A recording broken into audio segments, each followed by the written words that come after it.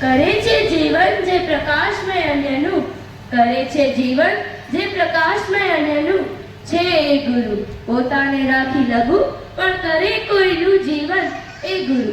જ્ઞાન પ્રાપ્તિ એ હંમેશા સમર્પણ દ્વારા જ થાય છે, પરંતુ આ સમર્પણનું વાસ્તવિક સ્વરૂપ શું, તેનું મહત્વ શું, તે આપણે કદી ક્યારે વિચાર્યું છે?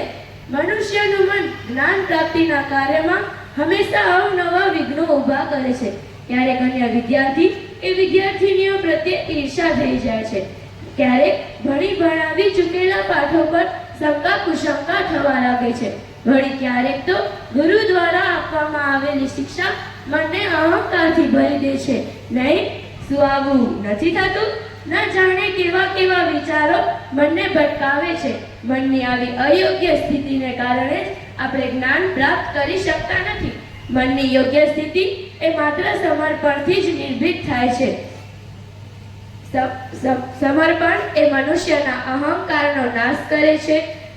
ઈર્ષા, મહત્વાકાંક્ષા વગેરે ભાવનાઓ દૂર કરી હૃદયને શાંત કરે છે અને મનને એકાગ્ર કરે છે. અંતરના જ્યોતિ પ્રગટાવે રે, ઈશ્વરની નજીક પહોંચાડે રે, એવા ગુરુ જીવન માર્ગ દેખાડે રે. અર્થાત વિષય બ્રહ્મ જ્ઞાનનો હોય કે પછી જીવનના જ્ઞાનનો હોય કે પછી ગુરુકુળમાં પ્રાપ્ત થતા જ્ઞાનનો હોય, આ બધામાં ગુરુથી પણ વધારે મહત્વનું છે તો છે આપણું ગુરુ પ્રત્યેનું સમર્પણ. આજે હું તમને આવા ગુરુ પ્રત્યે સમર્પણ કરતી એવી સ્ત્રી વૈરાગ્યવતીની વાર્તા કહીશ.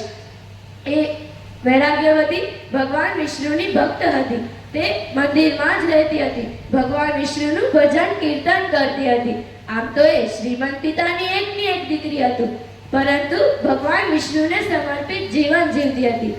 તે જ્યારે એક દિવસ મંદિરમાં ભગવાન વિષ્ણુની પૂજા અર્ચના કરતી હતી, ત્યારે ચોરે જોયું કે આ તો માસૂમ છે, નિર્દોષ છે, તેને ઠગી શકાય તેમ છે. તેથી તે એક સાધુનો વેશ ધારણ કરી મંદિરમાં જાય છે અને વૈરાગ્યવતીને કહે છે, દેવી, પાણી પીવું છે, પાણી આપને. ત્યારે વૈરાગ્યવતી વિચારે છે કે આજે હું સાધુ સંતજીને પાણી પીવડાવીશ, તેથી મને પુણ્ય મળશે. અને તે વૈરાગ્યવતી તેને પાણી આપે છે. ત્યારે તે દીક્ષા વગેરે કાંઈ લીધી છે? ત્યારે વૈરાગ્યવતી તેને જવાબ આપે છે, ના ગુરુદેવ, મેં તો દીક્ષા વગેરે લીધી નથી. ત્યારે તે ગુરુદેવ કહે છે કે જે દીક્ષા લીધા વગરના હોય તેની પાસેથી મેં પાણી પી શકતો નથી. ત્યારે વૈરાગ્યવતી કહે છે, ગુરુદેવ, આપ જ મને દીક્ષા આપી દો. ત્યારે તે ગુરુ કહે છે, હું અહીં દીક્ષા આપતો નથી, હું માત્ર જંગલના એકાંતમાં જ દીક્ષા આપું છું. ત્યારે વૈરાગ્યવતી કહે છે, મને જો દીક્ષા મળતી હોય તો મને જંગલમાં જવામાં કાંઈ વાંધો નથી. ત્યારે તે ગુરુ કહે છે, ચાલ મારી સાથે જંગલમાં, અને તારી સાથે કપડાં, ઘરેણાં, મોંઘી વસ્તુ બધું લઈને ચાલજે. ત્યારે વૈરાગ્યવતી તેની સાથે જંગલમાં જવા તૈયાર થાય છે અને તે ઠગ સાધુ તેને વૃક્ષ સાથે બાંધી દે છે અને કહે છે, અઠવાડિયા સુધી અહીં જ બંધાયેલી રહેજે. અઠવાડિયા બાદ હું અહીં આવીશ, તને ખોલીશ, ત્યારે જ તને સાચી દીક્ષા પ્રાપ્ત થશે. વૈરાગ્યવતી તે વૃક્ષ સાથે બંધાયેલી રહે છે. બીજી બાજુ મંદિરમાં ભગવાન વિષ્ણુની કીર્તન, ભજન અને ઘંટનો અવાજ બંધ થાય છે. તેથી વૈરાગ્યવતીના પિતાને તો ચિંતા થાય છે, મારી દીકરી ક્યાં છે? તે હજી કેમ નથી આવી? આમ તો તે સવારના જાય છે અને સાંજે પાછી આવી જાય છે. તેથી તેના પિતા મંદિરમાં જાય છે, જોવે છે તો તેને ત્યાં વૈરાગ્યવતી મળતી નથી. તેને તે ખૂબ શોધે છે અને જંગલમાં જાય છે. ત્યારે તેને વૈરાગ્યવતી એક વૃક્ષ સાથે બંધાયેલી જોવા મળે છે. ત્યારે વૈરાગ્યવતીના પિતા કહે છે, તું અહીં કેમ બંધાયેલી છે? ત્યારે વૈરાગ્યવતી કહે છે, મારા ગુરુદેવ મને અહીં બાંધી ગયા છે, અઠવાડિયા બાદ આવીને મને અહીંથી ખોલશે અને મને દીક્ષા આપશે. ત્યારે તેના પિતા કહે છે, ગુરુદેવ, કયા ગુરુદેવ? ગુરુદેવ તો સ્વતંત્રતા આપે, આમ બંધનમાં બાંધે નહીં. ત્યારે વૈરાગ્યવતી કહે છે, ના પિતાજી, મને મારા ગુરુએ અહીં બાંધી છે, મારા ગુરુ આવીને ખોલશે ત્યારે જ હું આ બંધનમાંથી મુક્ત થઈશ. વૈરાગ્યવતીના પિતા તેને ખૂબ સમજાવે છે કે એ તો ઠગ હતો જે તને ઠગીને ચાલ્યો ગયો છે, ચાલ હું તને ખોલી દઉં. પરંતુ વૈરાગ્યવતી તો માનતી જ નથી. તેથી તેના પિતા નિરાશ થઈ ઘરે પાછા ફરે છે અને ભગવાન વિષ્ણુને તેના ભક્તની ચિંતા થાય છે કે મારી ભક્ત ક્યાં છે, મારું ભજન કીર્તન કેમ બંધ થઈ ગયું. ત્યારે તે દેવર્ષિ નારદને બોલાવે છે અને કહે છે મારી ભક્ત ક્યાં છે. ત્યારે દેવર્ષિ નારદ તેને જવાબ આપતા કહે છે કે તમારી ભક્ત એક વૃક્ષ સાથે બંધાયેલી છે, જેને એક ચોર ઠગી ગયો છે.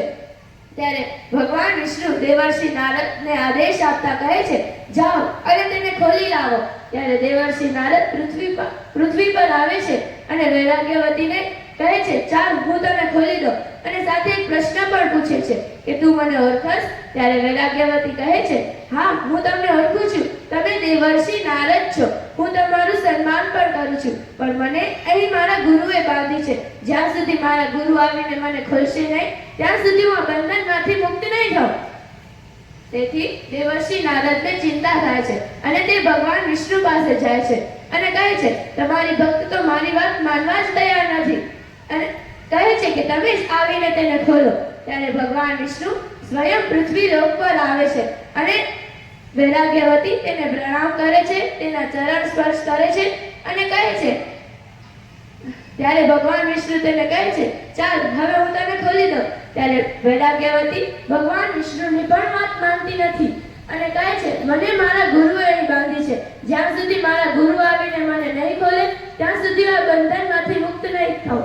તમે જ વિચારો કે ભગવાન જેવા ભગવાન આવીને પણ તેને ખોલવા પ્રયત્ન કરે છે, પરંતુ તે માનતી જ નથી. તેનું ગુરુ પ્રત્યેનું સમર્પણ કેટલું અતૂટ છે. ત્યારે ભગવાનને ચિંતા થાય છે અને દેવર્ષિ નારદને તે આદેશ આપે છે કે જાઓ અને તે ઠગ સાધુને શોધી લાવો.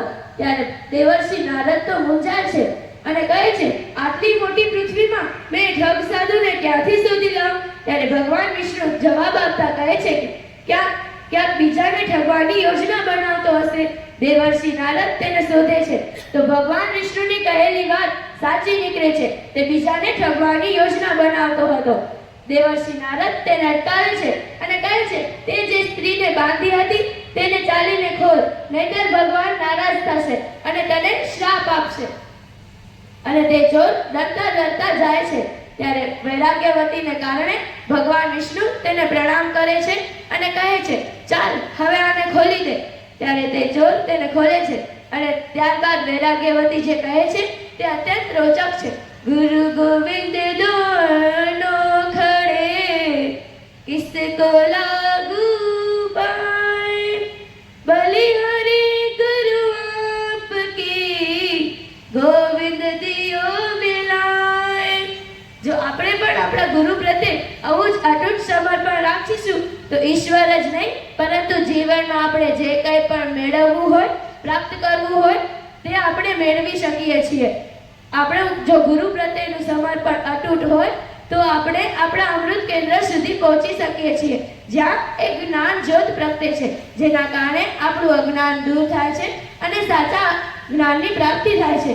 શરીરનું સમર્પણ એટલું ઢળી જવું હર રૂપમાં, વાદળનું સમર્પણ એટલું વરસવું બસ જોમમાં, શિષ્ય સમર્પણ એટલું અર્પી દેવું સર્વ ગુરુ ચરણમાં, અને ગુરુ સમર્પણ એટલું સમાવવું સર્વને હૃદયમાં. અસ્તુ.